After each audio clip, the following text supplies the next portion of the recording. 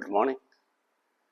വിശുദ്ധ മത്തായിയുടെ സുവിശേഷത്തിൻ്റെ 11-ാമത്തെ അധ്യായം 28-ാമത്തെ തിരുവചനം നമ്മളോടിങ്ങനെ പറയുന്നു: അധ്വാനിക്കുന്നവരും ഭാരം വഹിക്കുന്നവരുമായ നിങ്ങൾ എൻ്റെ അടുക്കൽ വരിക, ഞാൻ നിങ്ങളെ ആശ്വസിപ്പിക്കാം.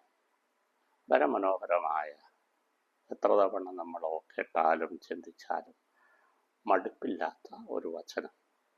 നമ്മുടെ ഹൃദയത്തോട് നേരിട്ട് യേശു സംസാരിക്കുന്നു, നമ്മളോട് സ്നേഹത്തോടും കരുതലോടും കൂടെ ഇടപെടുന്നു എന്നൊക്കെ നമുക്ക് തോന്നുന്ന തിരുവചനം. പാവം മാനവ ഹൃദയം എന്ന പേരിൽ സുഗതകുമാരിയുടെ മനോഹരമായ ഒരു കവിതയുണ്ട്.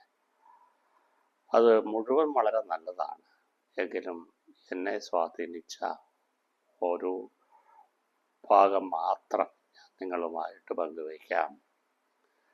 പാവം മാനവ ഹൃദയം ഒരു താരകയെ കാണുമ്പോൾ അത് രാവു മറക്കും, പുതുമഴ കാണെ വരൾച്ച മറക്കും, പാൽപുഞ്ചിരി കണ്ടത് മൃതിയെ മറന്ന് സുഖിച്ചേ പോകും മാനവ ഹൃദയം.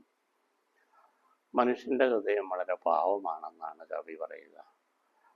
അല്ലെ, ചെറിയ ചെറിയ കാര്യങ്ങളിൽ സന്തോഷിക്കുക, ചെറിയ ചെറിയ കാര്യങ്ങളിൽ ദുഃഖിക്കുക, കണ്ണീർ പൊഴിക്കുക, അത് മനുഷ്യ സഹജമാണ്. അപ്പോൾ നമ്മുടെ ഹൃദയം ദൈവത്തിലേക്ക് ഉയർത്തുക, ഈശോയുടെ അരുളപ്പാട് പൂർണ്ണമായിട്ട് വിശ്വസിക്കുക. ദൈവം അനുഗ്രഹിക്കും, തീർച്ച.